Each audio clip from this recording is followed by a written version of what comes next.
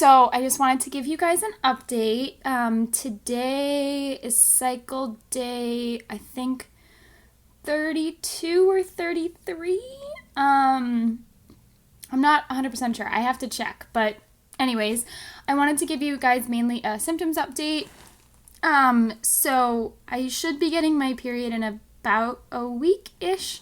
I'm somewhere between 6 DPO, days past ovulation, and 8 DPO, days past ovulation. I had 2, if you didn't see the last video, I had 2 positive ovulation predictor kits, OPKs, this week. I had 2 positive OPKs this past cycle. So I'm not 100% sure when I ovulated. So I'm somewhere between 6 DPO and 8 DPO. I think I'm more like 8 DPO because I have been having a lot of really weird symptoms. And I told myself I am not going to be one of those people that like psychs themselves out and thinks that they're pregnant when they're not. And oh my gosh, that has completely gone out the window. I mean, I don't know if I'm pregnant or not. There's really no way to know. I did take a home pregnancy test this morning only because I was super, super curious. I was like, well, maybe like my hormones were off or like something was weird. And I did the home pregnancy test, and I also did a luteinizing hormone test, or an LH test, which is again an ovulation predictor kit test. Obviously it had already been positive this cycle, so I wasn't expecting a positive, but I wanted to see where my luteinizing hormone was, because I didn't know, oh well, maybe I'm having like a weird hormone spike, and that's why I've been feeling so I've been having so many weird symptoms. But it's hard to tell. So the ovulation predictor kit that I took this morning with my first morning urine, which is like an LH test, luteinizing hormone test, was negative. So that means that I have very little like hormone in my system. The home pregnancy test was negative as well. I used like this off-brand online home pregnancy test, not the one faux pregnancy test that everyone seems to like rave about.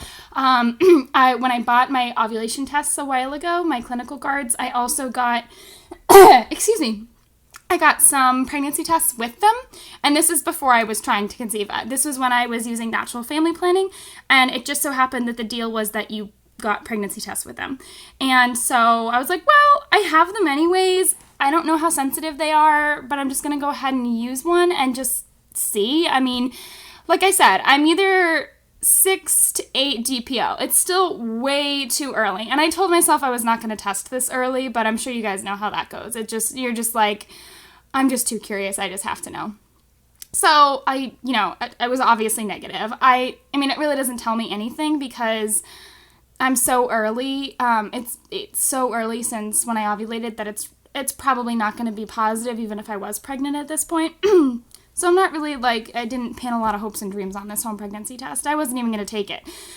Sorry guys, I had to change position. I was laying down and I got really nauseous. I had to sit up. Whew. Okay, so that's the first weird thing that's been happening for me is I'm only 6 to 8 DPO and I'm really nauseous. Which is unusual for me. I do get PMS and I do get nauseous with PMS, and it could just be weird PMS, and my cycle could be off, or I don't know. But that doesn't usually happen until the first day that I'm actually like having a menstrual cycle. So that seems really weird to me. So yesterday I basically hung out most of the day. My husband stayed home. We had a pretty lazy day, like nothing crazy was going on. We went to have dinner with my mother-in-law, and then we went to the grocery store on our way home. And it was at the end of the grocery store trip that I started to feel lightheaded and having the hot flashes and stuff, and then getting really nauseous. So it's only been when I'm like on my feet for a long time that I feel like that. So I don't know if that has anything to do with it. Have you guys felt that way at all? So that's pretty different.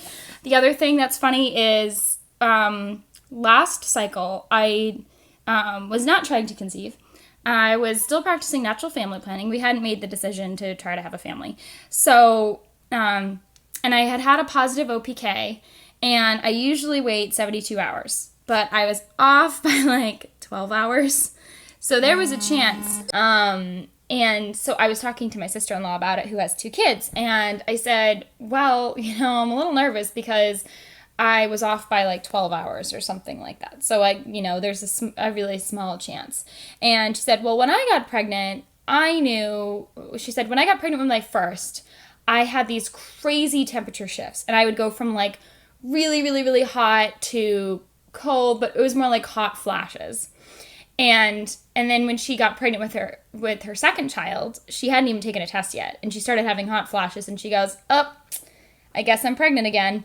And I just find that so funny that, like, for the first time in my life, I've never had hot flashes ever. And for the first time in my life, I am having these crazy hot flashes. And so I'm like, maybe that's a good sign. So we'll see. So like I said, it goes from like it goes from like hot flash to lightheadedness to the like vision changes, and then I get nauseous. And it like happens if I'm more on my feet, and it was happening every like few hours yesterday, and this has pretty much been going on for a few days. As I said before, I mean, I could be like, way off. I could be having like the weirdest PMS of my life, whatever.